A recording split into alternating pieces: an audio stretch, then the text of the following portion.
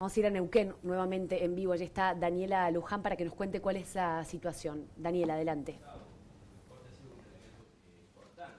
Bueno, Carla, voy a hablar despacio porque están justamente leyendo todos los cargos y demás acá lo que sería el abogado defensor. Los artículos 45, 119, tercer párrafo, 80, inciso 7 y 11, todo en concurso real. ¿Por qué? Abusó sexualmente la misma con acceso carnal, y eso hace referencia a las primeras normas que le he citado, y en concurso real comete un homicidio doblemente calificado. Calificado por el inciso séptimo, porque entendemos que es crimen causa, intentó ocultar o procurar la impunidad de su delito, y así lo va a demostrar después toda la conducta posterior que tiene. Y es un femicidio. Hubo violencia contra una mujer, como se dice, mediando violencia de género, como dice el inciso 11, y en este caso tenemos un traje sexual, un abuso sexual. Se le dio muerte de modo violento, o sea, con golpes, y con posterioridad la mutiló. Y cuando uno lleva adelante las investigaciones y toma para esto el protocolo de UNESCO para la investigación de muertes violentas de mujeres, justamente una de las características de los crímenes de femicidio, conforme se establece en el propio protocolo en la página 73, es que entre ellas las mujeres asesinadas son sujetos de ultrajes posteriores, de placeres sexuales, mutilación, descuartizamiento, todo lo cual ha ocurrido, entendemos nosotros, en el presente caso, y esas son las razones de la calificación legal que se brinda en este acto. La evidencia, su señoría, que sustenta esta calificación legal, para explicarlo de un modo que sea, hay muchas intervenciones policiales, muchas actas y más, pero para hacerlo de un modo que sea entendible para su señoría que tiene que tomar la decisión en esta audiencia y que las partes comprendan. El día sábado, en horas de la tarde, la familia de la víctima denuncia en comisaría la desaparición de la misma, porque no llegaba, los mensajes que se le mandaban al teléfono no tenían el doble tilde, es decir, estaba apagado, la llamaban y daba apagado, etc. A partir de allí se inicia la investigación como búsqueda de personas desaparecidas, pero pocas horas después, porque ya al mediodía del día siguiente, el día domingo, se encuentran en el río por unos pescadores que estaban en el lugar, en una zona de pesca, restos del cuerpo, cabeza, brazos, partes de piernas. Se encuentra una ropa también. Todo esto sirve para que luego les he exhibido a la familia algunas prendas y anillos, no sé, billutería, para llamarlo, que son reconocidos, si bien ya se contaba con la imagen de la joven, y bueno, quienes lo habían encontrado, el personal policial ya se da cuenta viendo el rostro del cuerpo que se había encontrado, que era de ella. A partir de allí, obviamente, se realizan todas las intervenciones policiales, actas, trabajo personal criminalístico en el lugar, médicos y demás, para realizar levantamiento del cadáver, se toman fotografías de toda esta operación. Posteriormente, el día siguiente, el día lunes, se encuentra el torso, como se describe 2 kilómetros más abajo en el río, o sea, como quien viene para el lado de Neuquén. Genera lo mismo, la intervención policial, actas, levantamiento, médicos, fotografías, etc. Todo esto es enviado al cuerpo médico forense para que examine, y por eso el cuerpo médico forense realiza una actividad en 2 partes, uno el día domingo, otro el día lunes, con los distintos restos de la víctima. No son 2 autopsias, una sola, nada más que obligadamente se tiene que hacer en distintas partes. Luego me voy a referir brevemente a qué es lo que van concluyendo los médicos, y que a raíz de su intervención es que se solicitan una serie de estudios complementarios, anatomopatológicos, toxicológicos, entre otros. Pero uno de los detalles que va a surgir cuando se examina la parte del torso que se encuentra, que incluye los órganos genitales, es que se levanten hisopados con semen, el cual ya fue remitido al laboratorio central para que determine un perfil genético. Esto fue realizado el mismo día lunes.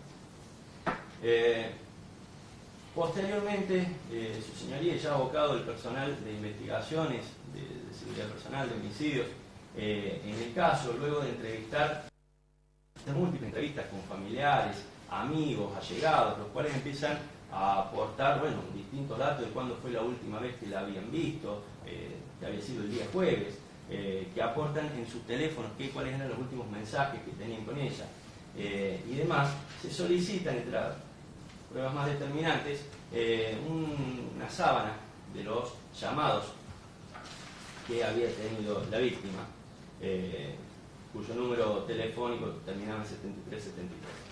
Se solicita de varios días anteriores, incluidos los días estos en cuestión.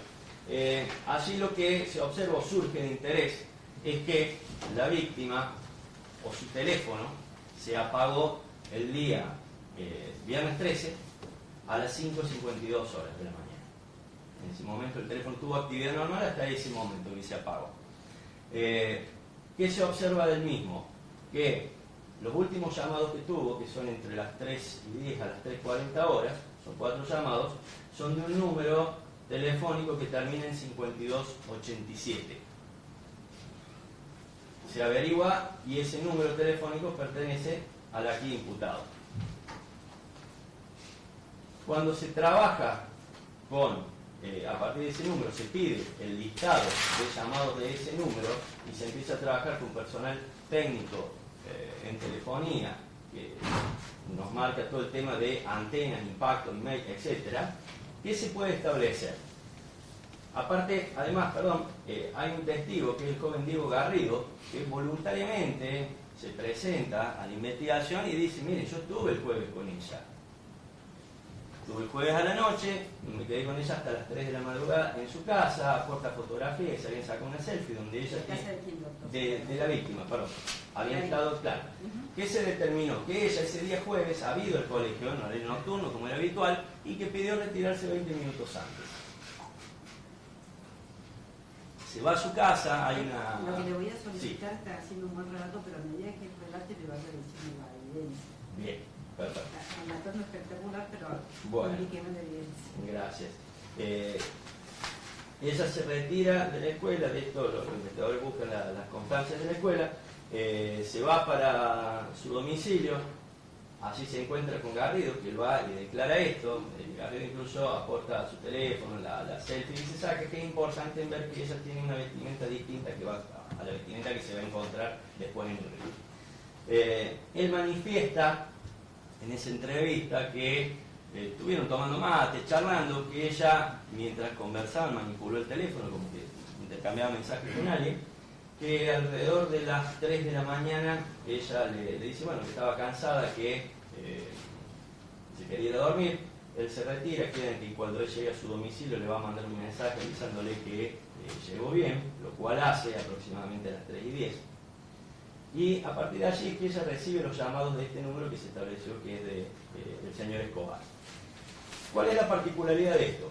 Cuando ella recibe los primeros llamados, su teléfono impacta con la antena de su domicilio. Pero el último llamado que le hace el señor Escobar, que es a las 3:40, cuando el señor Escobar hace los primeros llamados, su teléfono impacta en la antena de su domicilio, de calle Estrada 60. Cuando hace el último llamado, el de las 3:40, ya los dos teléfonos impactan en el domicilio de la víctima, es decir, por la antena del domicilio de la víctima, es decir, el señor Estrada se había aproximado hacia el domicilio. Bueno, con posterioridad tienen tráfico de datos ambos teléfonos. ¿Eso qué ocurre? Que genera que se genere el impacto en una antena, y eso ocurre de nuevo en la antena del domicilio del señor Estrada, lo cual nos permite sospechar y sostener que ambos se encontraban en el domicilio del señor Estrada. De esto hay un informe que ha hecho el personal de seguridad personal que refiere a todo este análisis de antenas. Y los dos teléfonos quedan ahí, o sea, o impactan, los últimos impactos que tienen es en ese lugar hasta las 5:52, que el teléfono de la víctima se apaga y nunca más se vuelve a reiniciar. ¿Qué ocurre? El teléfono del imputado sigue marcando ahí en el lugar por tráfico de datos, uno tiene llamados, y el día sábado a las 23 horas aproximadamente, por un tráfico de datos, su teléfono impacta en una antena en el sector de Chinamuerto.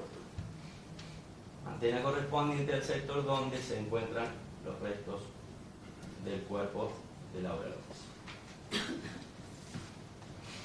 Además de esto, su señoría, que fue lo que motivó que se solicitara una orden de allanamiento, la cual se diligenció en el día de ayer, en horas del mediodía. Aclaró algo, se extendió desde las 2 de la tarde aproximadamente que comenzó la diligencia hasta las 2 de la madrugada. En el medio se vio interrumpida por una serie de episodios que ocurrieron fuera del domicilio, pero que terminaron incidiendo dentro, porque se largaron gases y demás, había proyectiles, entonces el personal no podía seguir trabajando, tuvo que interrumpir una hora, y esa diligencia continúa en el día de la fecha, todavía no se ha terminado. Pero ¿qué surge de lo que se vio hasta ayer, que trabajó el Departamento de Criminalística de Policía de Neuquén con la Unidad de Servicios Periciales del Poder Judicial? Trabajaron básicamente, o sea, luego de hacer una observación y de ir marcando indicios, es un domicilio que tiene una profundidad por lo menos de 50 o 60 metros. Esto es importante porque en la parte de adelante está la vivienda y en la parte de atrás hay unas construcciones, que es donde se va a encontrar restos de sangre. Sangre que había sido lavada, alguna se encontró a simple vista en distintos lugares y la otra ya fue encontrada de noche aplicando la técnica de Blue Star, donde se vio de grandes dimensiones las manchas de sangre, manchas que había sido lavada indudablemente para que no se viera. Todo esto en el fondo del domicilio, que es donde nosotros entendemos que ocurrió toda esta secuencia delictiva que se relató cuando se narraron los hechos. Todas estas manchas de sangre, ¿por qué digo que son manchas de sangre? Porque se le hace una prueba que se llama óptica, es un reactivo y que es inmediatamente el resultado de que es sangre humana. Obviamente toda esa evidencia se va a tener que analizar en el laboratorio con ADN, al igual que el semen que se levantó en autopsia. Y finalmente, su señoría, dentro del cuadro probatorio que se cuenta hasta este momento, teniendo en cuenta que el día domingo fue hallado este cuerpo, están los informes, como les señalaba, de los médicos forenses, el doctor Lorrillo y la doctora Carmona, que actúan en la autopsia, y el informe del doctor Diego Marton, que en el día de ayer examinó al imputado. En el informe de autopsia, bueno, es un informe bastante extenso. Yo voy a tratar unas cuestiones porque hay muchas que hacen referencia a los cortes y demás de las distintas partes que se mutiló el cuerpo, y la verdad no lo entiendo necesario en este momento. Pero lo más importante son los golpes que se establecen en la cabeza, tanto en el cráneo, en la parte posterior, como en la zona frontal. Esto después el médico forense explica la hemorragia interna que genera, que esto genera que la persona quede inconsciente inmediatamente, que se genere un coma. Y entre otras lesiones que presentan los restos del cuerpo son en el brazo izquierdo, el antebrazo y el brazo, podemos decir, tiene, podemos decir, moretones, equimosis, como le dicen, que sugieren amarre, es decir, la víctima ha sido sujetada. Que esto es lo que nosotros entendemos que ocurrió en el momento que se llevó a cabo la agresión sexual. Esas son, su señoría, las lesiones más importantes. O sea, luego gran parte del informe se dedica a describir los cortes y demás de cómo son hechos de las distintas partes del cuerpo que fueron mutiladas. Acá, en la propia autopsia, los médicos forenses recomiendan, y así ya se han dispuesto, una serie de informes complementarios, anatomopatológicos, para determinar fehacientemente la causa de la muerte. ¿Por qué? Porque a su vez se vio cierta congestión en pulmones. Un estudio sobre los frotis para anatomía patológica, lo obtenía en saco vaginal, muestras para ADN, toxicológicos, etc. Son todas medidas que se van a practicar. Y en el informe del imputado, que fue revisado en el día de ayer, se encuentra básicamente lesiones que tienen la mano derecha. Lesiones compatibles con un golpe de puño. Explica los distintos dedos, cómo se se encuentran afectados, inflamados, incluso todo esto en la mano derecha, y se le genera un hematoma en la palma de la mano, pero es a consecuencia de este golpe, según lo indica el con un pequeño corte, con un elemento filoso, en el dedo mayor de la mano derecha. Esas son, su señoría, las lesiones. Bueno, se extrajo sangre del imputado para posteriores cotejo de ahí. Esas son las lesiones que él presenta al examen médico y que por el tiempo son compatibles con la fecha en que ocurrió el hecho. Por lo expuesto, su señoría, a ver, no quiero ser más extenso, se tomaron muchísimas entrevistas, videos filmadas, pero lo más importante surge a los fines de la incriminación que se hace en esta audiencia, de las que yo le he señalado junto con los otros elementos de prueba.